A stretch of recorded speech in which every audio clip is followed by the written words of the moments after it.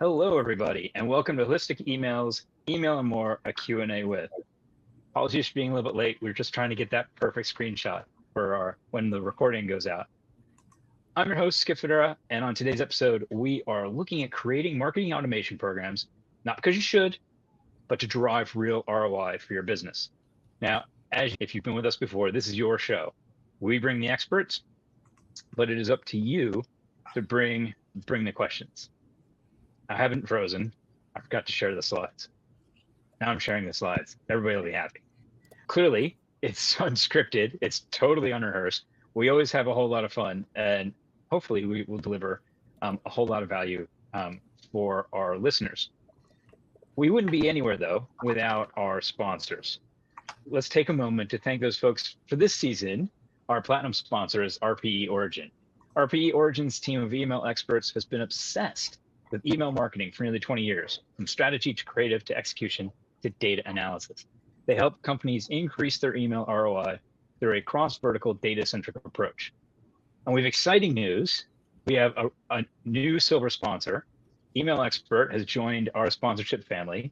So now I'd like to pause for a second, introduce Andrew Bonar to talk a little bit more about it. Producer John, do we have Andrew with us? Okay. Not a problem. Not a problem. We'll just crack on. Maybe we can get Andrew on a bit later. But Email Expert, as I'm sure all of you all know, is an online community and organizer of both in-person and online events, hosting renowned conferences like the Deliverability Summit, Festival of Email, and the MarTech Festival. Now, beyond events, Email Expert offers a comprehensive vendor directory, industry blog, and opportunities for online tests and certifications for its members. Email Expert is committed to equipping you with the latest insights and tools to excel in your email marketing endeavors. Now, if you didn't know, this is season 5. We've been doing this for a long time, and we've got a lot of great content in our back catalog. Go check it out. Go to www.holisticemail.com. Go to the events tab on the menu, and you'll be able to find all of our back content. Oh, Andrew's with us.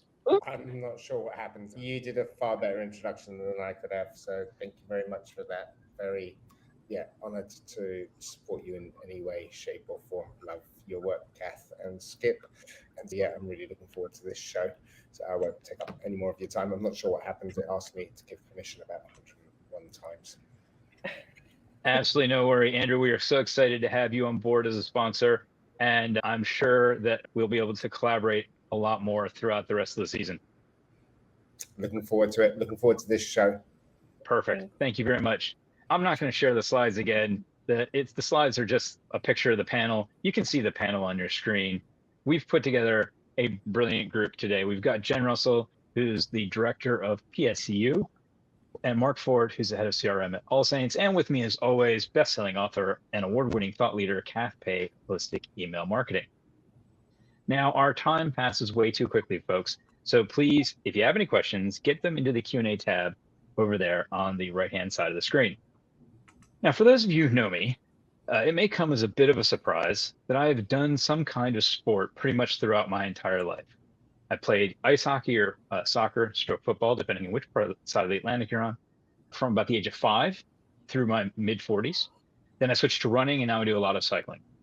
And when I was younger, I never really stretched before or after an event. Even when it was an organized team activity, we all skated through. See what I did there? We all skated through the stretching, the warm-up. Nobody really got it. We didn't really care.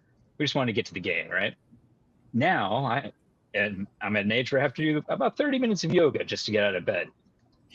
So like my aching hip flexors, we all have some marketing automation programs that are not as good as they could be. Maybe it's because we set them up ages ago, or we set them up because we were convinced at a conference we needed some automation. Maybe it's because our boss was convinced at a conference and told us to do it. Maybe, and I think this happens more often than not, we weren't even there. The scariest thing an email marketer has to do, other than actually pushing the button, is to start a new job and start to look at all the automation programs that they've inherited, actually open up the hood or the bonnet and start to dig around in there and be like, this is a mess. We don't set out to create these suboptimal programs, right? We do, though, through a lack of time, data, or strategy. They're there, and we know they're there. So today, we're going to focus on what you can do to develop a suite of automated programs that are high performing and deliver amazing ROI. So I'm going to bring in the panel. Kath, I want to start with you. What was the first email automation that you built? Oh my goodness, it would have to be Welcome. Yeah, definitely Welcome. I think it's the first one that everyone builds, really. So Welcome series, actually, not just a single email. Skip's gone again. What about you, Mark? What was your first one? Yeah, look, mine was Welcome as well. And I had the really fortunate position when I started at All Saints is that they didn't have a Welcome program. So I had a blank sheet of paper. And the beauty of the Welcome program, perhaps more than any other automation, is that it has multiple objectives, multiple distinct objectives. Typically for, obviously I work for a retailer, so there's typically an opt-in discount to be relayed. And so that's like email number one. And so there, the customers, more often than not, typically mid-transaction, and they want their opt-in discount to get the money off of their current purchase. So that comms is very much about just being very single-minded, relaying that discount, giving the customer what they want, relaying that discount code. Then for us, the second email, and that's relayed in minutes, the second email was about developing brand awareness and brand understanding, because you don't know what the customer knows about your brand, how in depth, or they may know your brand well, they may know comparatively little about your brand. But this brand email is our number two, and it's really there to really educate and excite the customer about the brand that they've just opted into. We send that one an hour after the customer opts in. We then have a data capture email, and we wait 10 days before we send that after the opt-in. So that's to allow us to start sending the customer some BAU comms. So they'll be a little bit more familiar, a little bit more comfortable. And our thinking is that their propensity to perhaps share some additional information with us is much more likely having waited that 10-day window. And then for us, we finish it off with the discount expiry. So anyone that hasn't purchased, discount is valid for 2 weeks. Anyone that hasn't purchased in the previous 12 days, we then just give them that final email in the series that says your code is about to expire within the next 48 hours. But it was really fun for us to, as a team, to sit down and define what we wanted to communicate, and then to work those comms up. Do you know what, Mark? I know we've worked together before, and just hearing you say the rationale behind it, the reasoning, the strategic, critical thinking that you've put in place with this, that is fantastic. And that's what needs to be done with most automations. But more often than not, when I'm going through with working with other clients and everything, it tends to be, it's like a cookie cutter. Okay, we do this, and then we'll send it 2 days later, and then we do this, and it's just bang. They're not actually really thinking about the customer journey, thinking about what customers wanting from them, what they're needing from them, what you, the brand, are also wanting from them as well. And to hear you as a brand just state that and say, again, which is great, get the team on board, brainstorm it out, think about everything, put it all down and have a great session. This is what's missing, because you could definitely, well, you most definitely, I would not be calling that a welcome program. I would be calling that a first purchase program, because that's what it is, okay? And then you even then going on into that whole brand awareness, getting that trust built and everything. So yeah, it was, thank you for sharing. Yeah, and then the other piece for me is looking at it, and we're going to get into this later, but in a lot more detail, but looking at it, I worked with a client who did an abandoned basket program, and it was 3 steps. And I asked them why was it 3 steps, and they said because we went to a conference and somebody said it should be 3 steps. And when we dug into the analytics, the middle one generated nothing. It generated no opens, no clicks, no purchases, nothing. It was pointless. Why do you send it? Yeah. Jen, what was your first automation program?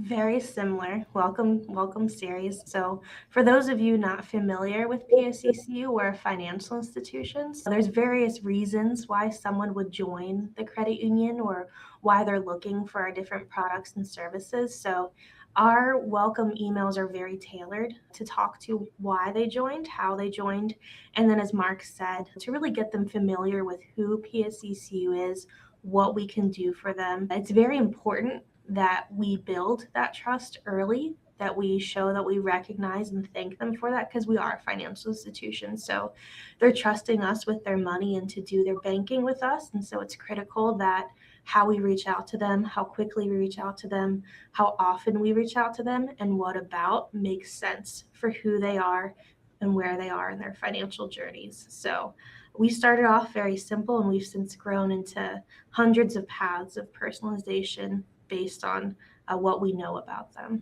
as part of our welcome series. And we've expanded from a 30-day onboarding to 90 days to now a first full year as a new member at PSECU. Oh, wow. Yeah, I started my career in retail banking, and I used to tell people, if they think about it rationally, the customer knows that Betty Sue at the branch is not the person that is guarding their money at night. But when you walk in, if Betty Sue doesn't look trustworthy, I'm not going to make the deposit.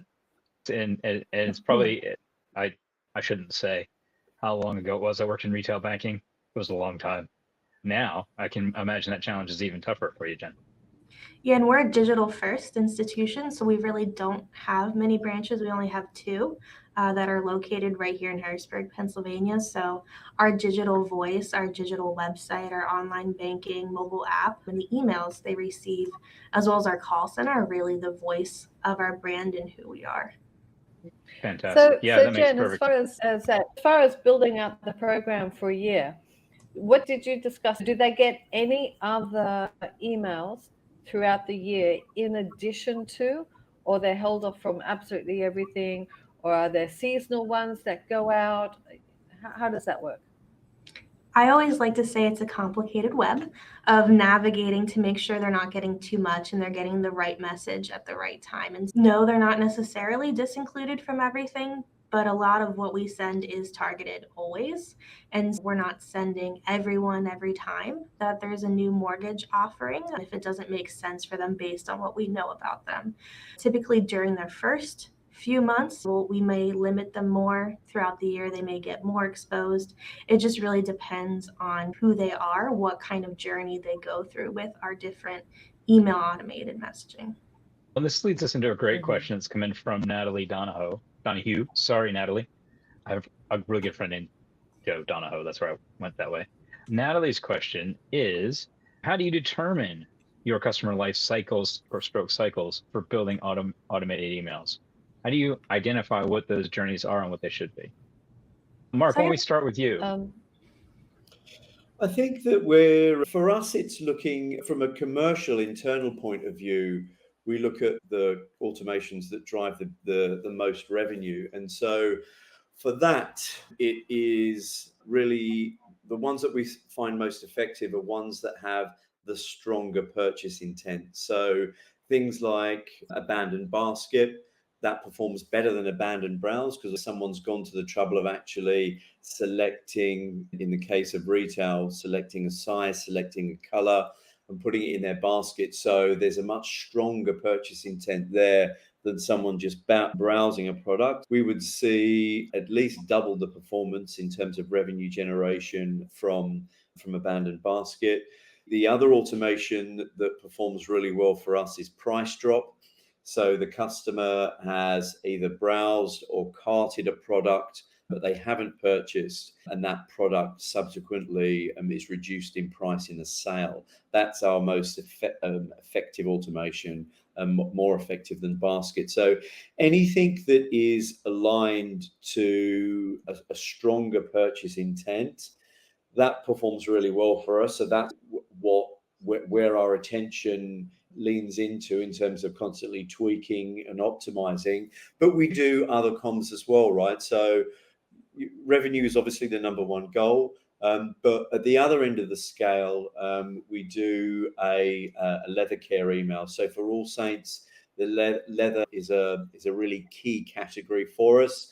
I don't like maybe talking internal speak, but leathers are classed as an iconic category within All Saints. We believe that we do leathers well in the market. So if someone has purchased a leather, and we then send them an email basically telling them how to look after their leather in terms of cleaning it, looking after it, what to do if they do spill stuff on it, all those great little tips and tricks to keep your leather looking good, because it can be typically a £400 investment for a customer. So it's a huge amount of money. And obviously that email doesn't have any revenue objectives next to it, but it's about building that affinity with the customer.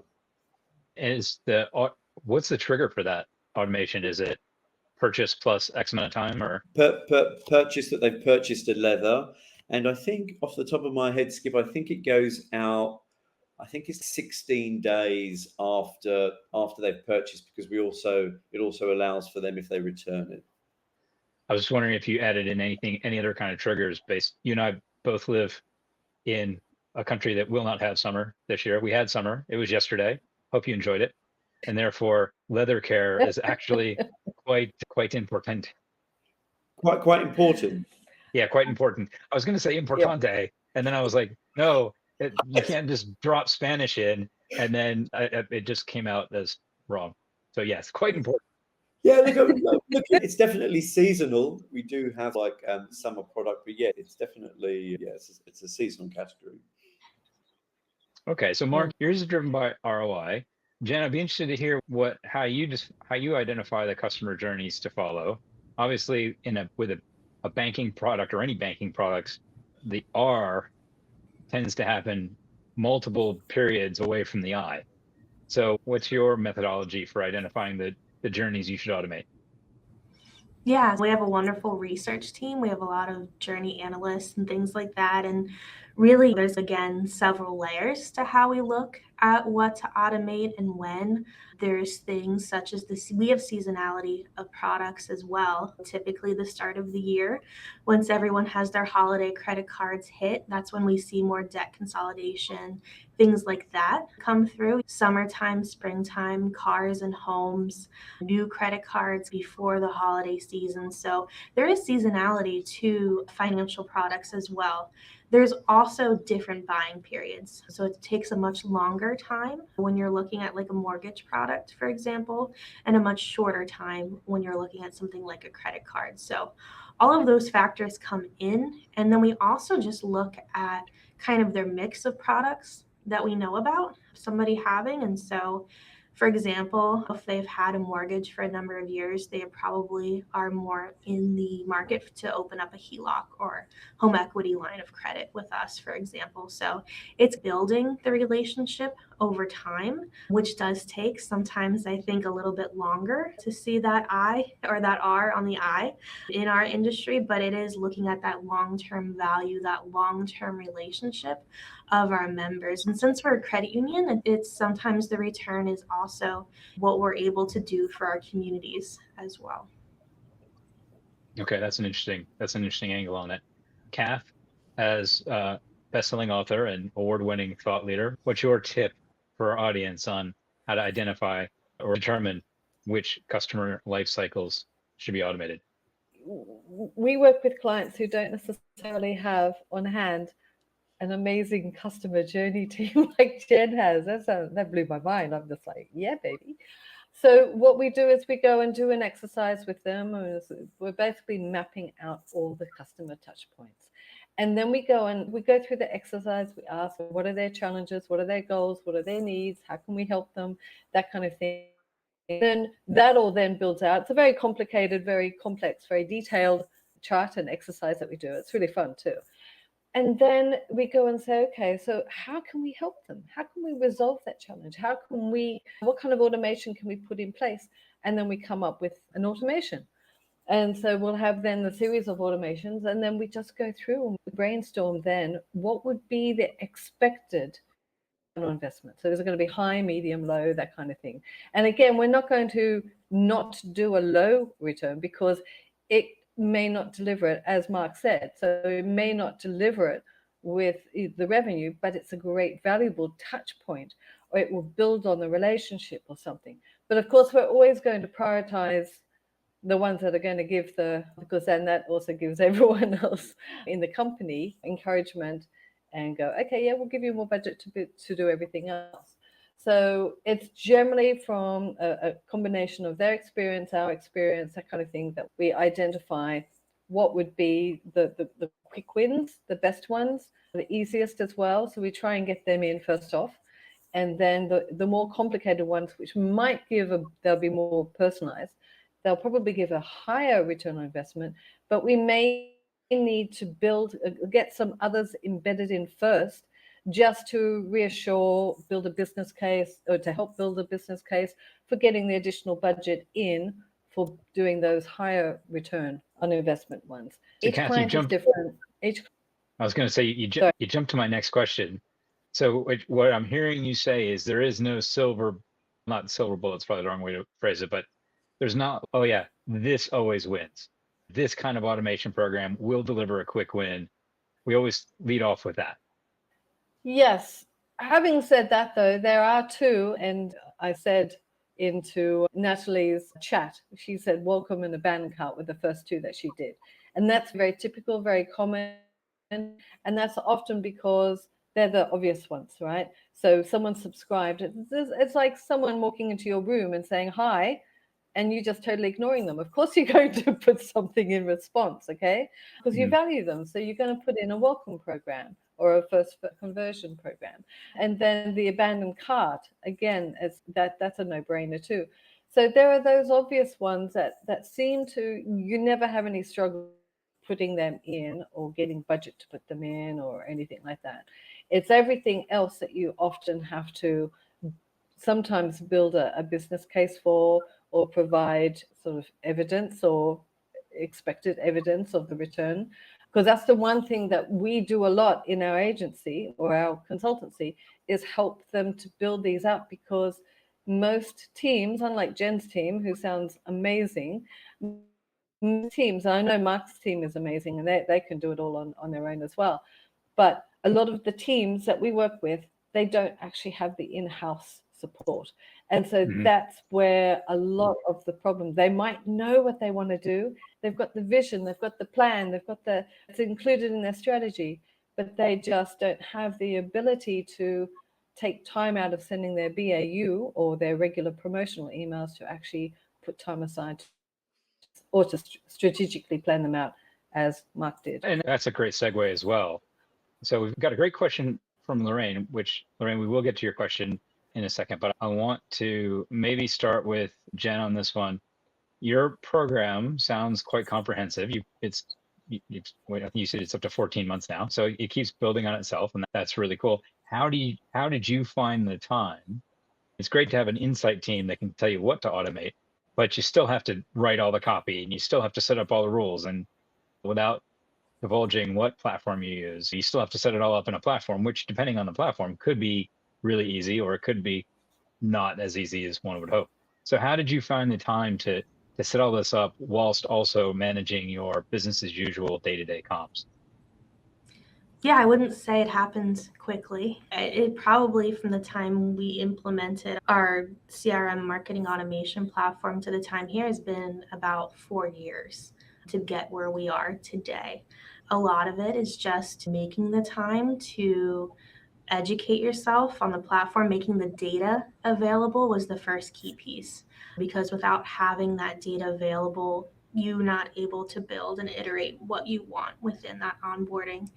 And then looking at that specifically, we started off very small, and then you just continue to iterate, look at results, see if your goals are being hit, and see what else you can do to continue to monitor and expand what you're doing to hit additional goals or hit those initial goals even better.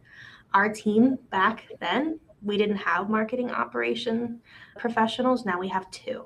Right? So it's those things where as you do things, as you show the return on that investment, especially when it comes to talent and outcomes and staffing, and showing how doing additional things will help the company, you can help to justify some more of those staff members, professionals to come in with additional expertise as well to make the system even better and the automation programs even better. Because I think there's this idea that once you automate it, that's it, you're done.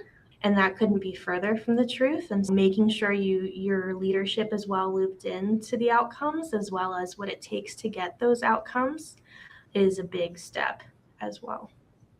Fair enough. Fair enough. Now, Mark, you're in retail, and retail does tend to be very, not that banking isn't numbers driven. It's every Monday morning is the last week's numbers, and everybody's looking at it. How did you attack the challenge of supporting those numbers while also building out automations?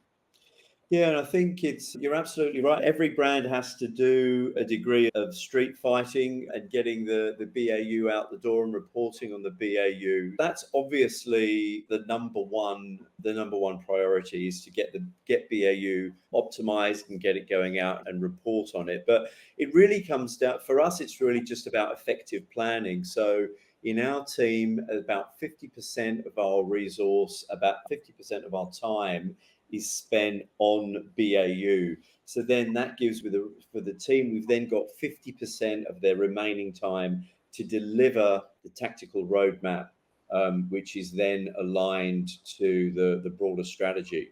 And so within that roadmap, we have prioritized all manner of projects and initiatives. Some will be automations, some won't be. And as we were just discussing before, you make a judgment on what revenue contribution each of those projects will deliver. And then based on that, you then plot all of those projects in the tactical roadmap. Obviously, the ones that you believe will deliver the most revenue get prioritized into Q1, H1, and then they go down in terms of expected revenue contribution. So you get to the point where you're often in the situation where you can't deliver everything that you've brainstormed, and so then that sort of goes onto the list for the year after. But it's really about planning, prioritizing BA, and then with that available resource, planning out your projects based on their expected revenue contribution. Okay, that makes perfect sense. Do you ever shoehorn something in? Maybe it doesn't have the return you expect, but it's a quick and easy win. You can show you're making progress if you got some longer term things going on. Yeah, totally. Like the plan is never set in stone. We're not proud if someone comes up with a better idea. We will happily take that on and execute that. So our overriding objective is to maximize revenue. And so if something else comes that we hadn't considered whilst planning comes up, and it might mean bumping down an automation, we will absolutely prioritize that. And what's always really interesting is that at All Saints, the strategic year starts on the 1st of February, and you have your shiny, pristine roadmap on the 1st of February, and it never looks like that by the time you get to the end of the year. But it's really already now. It doesn't look like that by February 7th. But that's part of the process, and it's a fun process. And you've got to be flexible. You've got to be adaptable all the time, like in there, fighting the good fight and trying to maximize performance. Okay. But now, but to me, that's what So I was just going to say, that's what, when we do our strategic maps like that for our clients, the first thing I say to them is, this is a living, breathing document. It's going to change. And basically, if it doesn't change, that the team isn't doing a good job. The team isn't analyzing. They're not doing the reporting well. They're not looking. They're not asking questions. They're not reacting to what their audience is doing. It's nothing wrong that's happening, Mark. That's just a sign of a very good team. Yeah. As Mike Tyson said, that the wise man, everybody has a plan until they get punched in the face. And that's just the way of the world. Now, Lorraine's got another one like that, if I may. My old boss says, if you can't ride two horses, you shouldn't be in the circus. Yeah, that's true. That's very true. As I said, we've got this question in from Lorraine. It's a very good question. It's about optimization. Before we get to that, however, we can't talk about optimization without talking about reporting. So I think everybody's comfortable with your typical email marketing reports. Are there any metrics that you focus on more in an automated program versus BAU programs, or are there different metrics that you look at? Kath, what do you recommend to people? Okay, it comes into it. With automated programs, I like to build in from the word go, if I'm involved in it from the word go, and even if as soon as I'm involved, I like to build in a second testing stream so that we will always be testing something within that particular program. And so on that basis, then we're always looking at A versus B and to have a look and see if it's statistically significant and everything. But that is the optimization. That's answering my answer to Lorraine's question. How do you know when it's time to optimize your automation? I would say always. Now, that's not to say that at some stage you can't say, okay, I think we've done it. You're not going to be perpetually doing it. But there is certainly a lot of optimization that can be done because of the fact that it's automations tend to be so valuable and give such high. But you're not looking at, But okay, so regular, it depends on what metrics are important to the actual brand, right? Jen's going to have different metrics which are important to her than Mark because they're different business models altogether. So Mark's very much going to be looking at the actual return on investment. So the conversion rate, is going to look at the revenue per email and so on. Jen's probably looking at more longer term ones, but she will also have some campaigns that are expected to have conversions for that particular one, maybe a take up of a new account or a new type of account or a new rate or something like that. But then a lot of the other ones are just nudge emails to build that customer relationship. So it's really hard to actually say, oh, these are the ones that you have to be using because it really, but I don't think that they're going to differ that too much from your campaign. You are still going to be saying if your ultimate success metric is conversion rate, then that's going to be the same. Mark, Jen, any disagreement with that? No, what Cass said is right on. It really starts from me. I always like to think of it as like a pyramid or a ladder of metrics. And so at the top is that end business goal, whether that's to get more of a certain product sold, more of a certain loan applied for, whatever that is. And then you ladder down to the operational metrics that build into that top metric. So when it comes to our email automations, one thing I really like to take a look at is our enrollment rate into the different automations. I like to look at the fail out rate. So how quickly within that automation are people, now failing out is what I say, but sometimes it's a good thing because it means they took the action earlier in the sequence than not. And so I like to keep track of that. And then I also like to keep track of our unsubscribe and spam complaint rates. Sometimes they're viewed as negatives, which they can be, but sometimes if you have zero spam and zero unsubscribe, that can also point to some health issues that you're not even reaching the inbox anymore with those subscribers or with those people. So I always like to keep a healthy balance between opens, clicks, all of those classic ones, but then also hits on the website. How far are they getting? Are they getting into the application? Depending on what we're trying to do. So I try to look at all of those health metrics to make sure that there's no unsubscribes, but that's because literally no one's getting the emails that you're intending either. That's a great example as well, talking about how many people you have at each node and have they, I'm not going to say failed out, I'm going to say exited positively or negatively, but how many they exited because your programs are so long. Mark, do you look at how many people are in a program or are your programs shorter and that just doesn't make as much sense? Yeah, they're on those short-term goals reacting to like an immediate behavior on the site. But yeah, we just look at all of the metrics that you guys have already listed. But the only point I would add is to Kath's point about testing, and that it's really important to do that, guys, to number one, to understand the performance of any optimization that you believe you've relayed. But you take that understanding, but also it's a really important point of illustrating to the business the value that you're adding, right? So you might take abandoned basket for it and optimize that, but it's really important for you and your team to test the old version against the new version. And I suppose only if it's positive would you then communicate that to the business. But it does add some complexity in, but it's really important as a CRM function to be able to illustrate to the business the value that you're adding. I'm gonna show Lorraine's question, even though we've dealt with it. I'm gonna ask Jen. I'm gonna ask this question specifically to Jen, and then Kath, I've got a follow-up for you about optimization. So Jen, when do you start optimizing? Do you optimize from the get-go?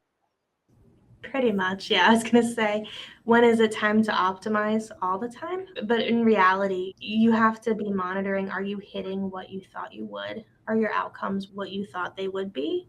And if not, taking a look again, stepwise through, not changing everything at once, to see, okay, if I tweak this, add this, people are falling out or exiting at this point. Do we need these additional things? We're seeing really high unsubscribe rates on this messaging. Let's try something else. So it is an iterative kind of all the time process, which again, as you continue to expand your automation library, that's where it becomes even a heavier lift to continue to do that for the ones, again, I think as Mark and Kath have said, prioritizing those that have the most revenue impact first, or business impact first. So Kath, here's my follow-up question, and I'm asking you specifically because I don't want to put either of our two brand representatives on the spot.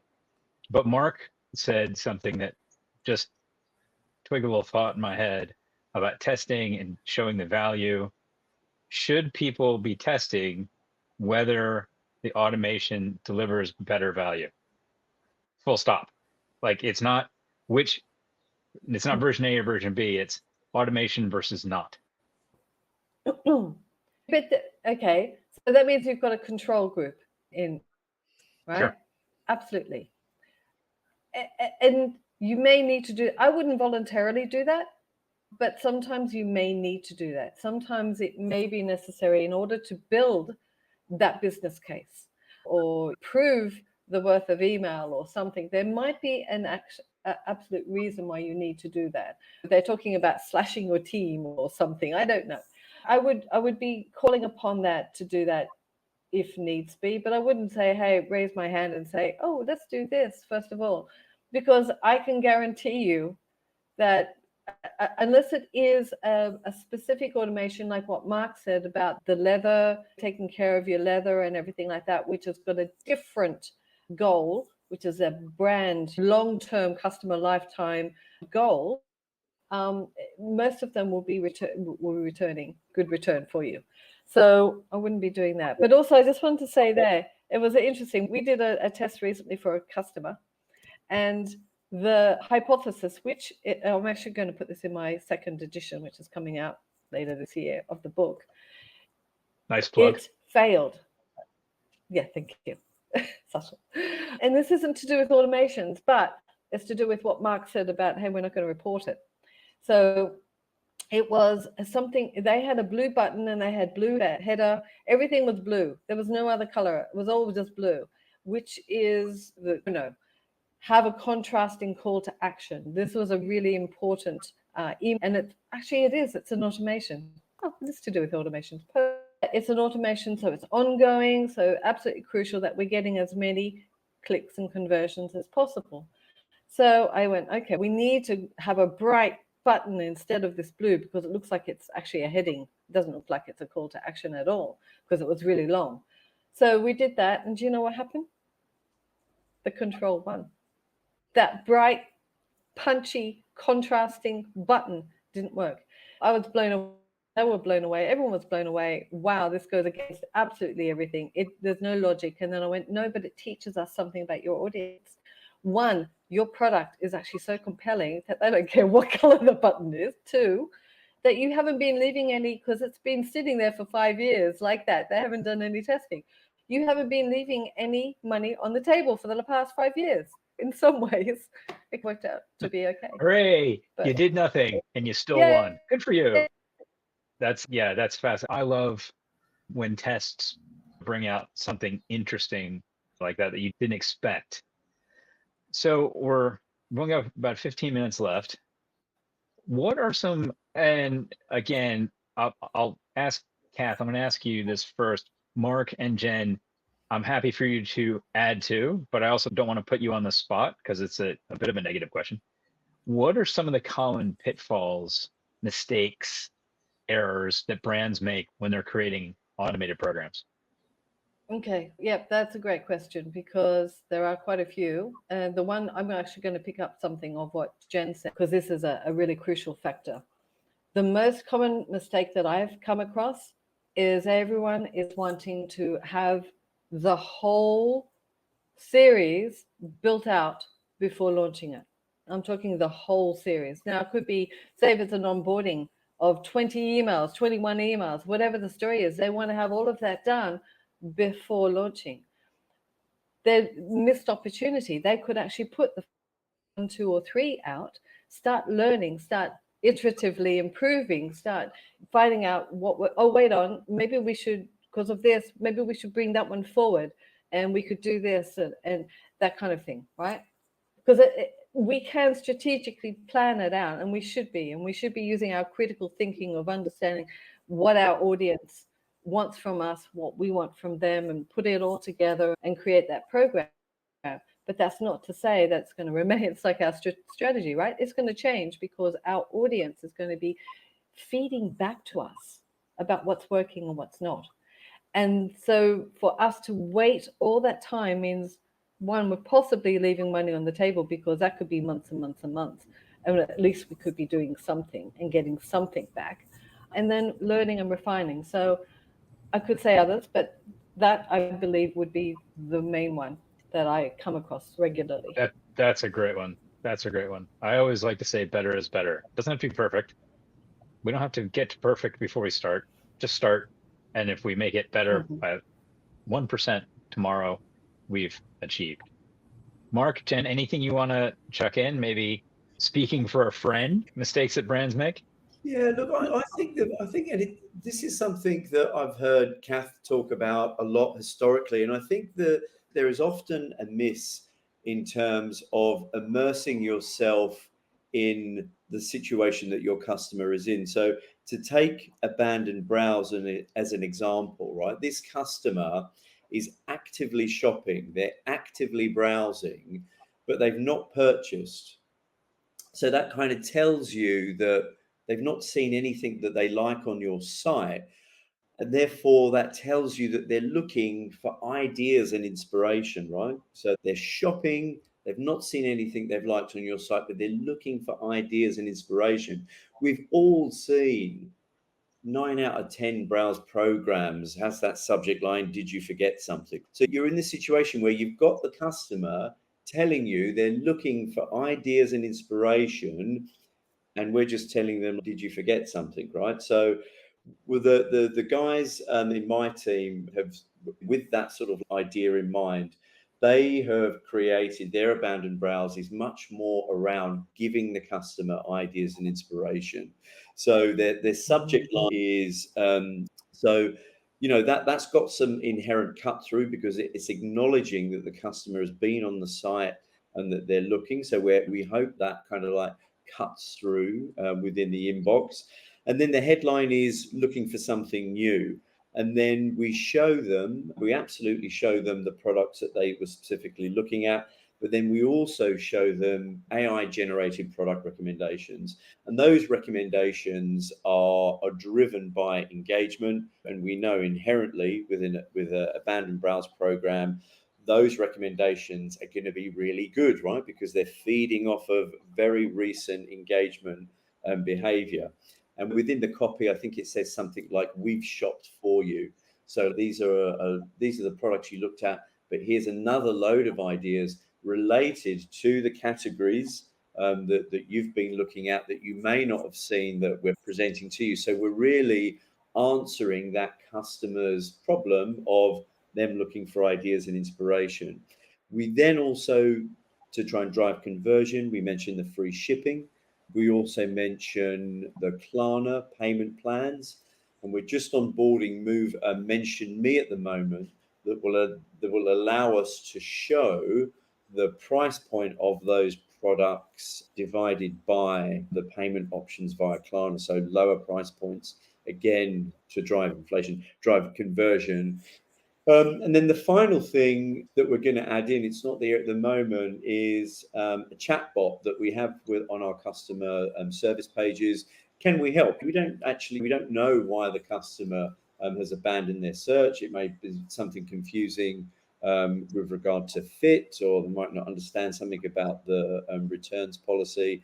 So we're going to add that in there as well to aid the customer. But really just about, really putting yourselves in the customer's shoes and looking at the problems. What have they got, and how can you as a business help address them? That's great. Yeah, walk a mile in their moccasins. And it's so funny when you ask somebody, oh, when was the last time you bought from your site? Oh, I never buy from my site because I get a discount, so I have a different way to do it. Oh, maybe just suck it up. Don't take the discount. Buy from the site just once. Yeah. Conscious of time, I've got two kind of wrap-up-y questions for everybody. The first one, and don't mention AI. You're not allowed to use AI in the answer to this question. But are there any emerging technologies other than AI that are going to be transformative for email automation going forward the next couple of years? Jen, any thoughts?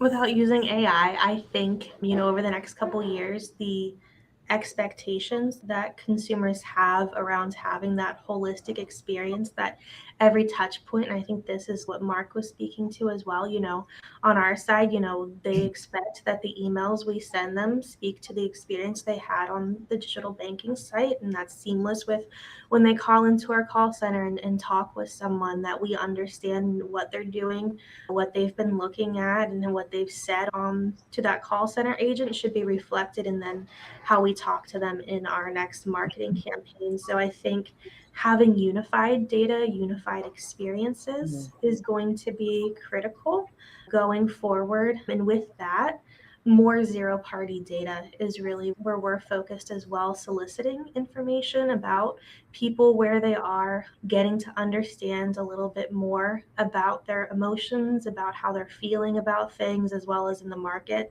I don't have to tell everyone on this call things are a little bit more expensive. People are spending a little bit differently. So those are all things that we have to keep in mind, especially as a financial institution, when we go out with educational resources, when we go out and ask people, hey, do you want this loan or do you want this interest rate?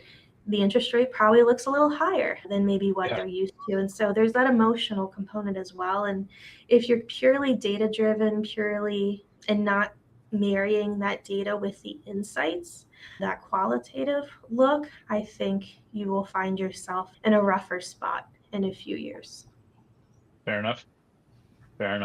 Mark, emerging technologies? We're talking to a couple of platforms at the moment about, we've got a very specific use case, and I read about it for an online wine retailer, and we can certainly use it within retail. And the use case is basically people's purchase decisions, and clothing is no exception. It is largely occasion driven, like you've got a wedding to go to, or maybe it's even you want something to sit on the sofa on a Sunday afternoon. That's still an occasion. It's still an end use. Like most high street retailers, 98% of our traffic leaves without purchasing. So on site, but also in abandoned automations, what we're looking to do is to ask a couple of simple questions like, are you looking for menswear or women's wear? Are you shopping for smart or casual? Then based on the responses to those answers, giving them, maybe it's 4, maybe it's 6 kind of categories aligned to that. If you've answered that you're looking for smart women's wear, so you might get dresses and shoes and stuff like that as categories. And then, I'm sorry, Skip, but there is a little AI element to it. Based on those responses, it will then in real time give you products aligned to those responses. So that's not direct. It's not direct recommendations based on your browse behavior, but it's aligned to the occasion that you're shopping for. So that's one exciting thing that we're discussing this year to hopefully bring to market in 25. That sounds really cool. And I'm hoping that you will have also plug it into your stock system, so you're not recommending a product that's sold out. Yeah, exactly. So we do that at the moment. Yeah, there's a minimum stock level. Absolutely. Cool.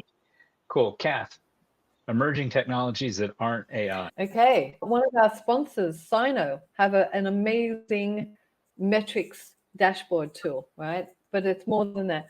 One of the things that I find that our clients struggle with is getting those insights and getting those insights when they want them. Not going and saying to the insights team, if you've got one, I want to find out this, and then hearing back from it 3 days later, looking at the results, and then in the meantime you've got another question, and then in a couple of weeks you've got the answers that you want, but you haven't been able to do that, what's it called, that thinking when you're going through and you're looking at it and you're thinking, Interrogation. great, it raises questions looking at it. This tool enables you to do that. And so when we're talking automations, it means that you can be doing a lot of drilling, a lot of analyzing, real time, looking at that, getting all of those burning questions answered by yourself as you're drilling and saying, oh, I wonder if, oh, okay, great. Okay, fantastic. We've got now some potential hypotheses for some further testing to do. You're going to have to do that all yourself. So for me, that is going to fast track everything that you do. If you have a tool, some companies already have tools like that, and they've built them and they have access to them. Other ones, and I'm not saying your insights team or your BI team isn't valuable and isn't going to go further and deeper and everything, but for something that's just accessible for the email marketer to be doing all of that kind of analysis is really valuable, and I think will help to optimize your programs further and quicker. Great. That's a great place to wrap up. Unfortunately, that's all we have time for today, but thankfully, yeah, good. The slides did share. Thankfully, Kath has given me a great segue. Before we get into thanking our sponsors, please join me in thanking our wonderful panel today. Jen, Mark, Kath, as always, brilliant insight, really useful. I'm sure our audience took a lot out of that. Also, as I said earlier, we couldn't do this without our sponsors. So please join me in giving a big thanks to our sponsor. As Kath mentioned, our silver sponsor, Sino. Our friends at Sino have built an amazing email analytics platform that will enable you to explore and benchmark your email campaigns like never before. Their intuitive platform makes dealing with data feel like a friendly chat, not a complicated puzzle. And our gold sponsor, Bouncer. Now, Bouncer is an email verification and deliverability platform with super powerful tech and caring people behind it.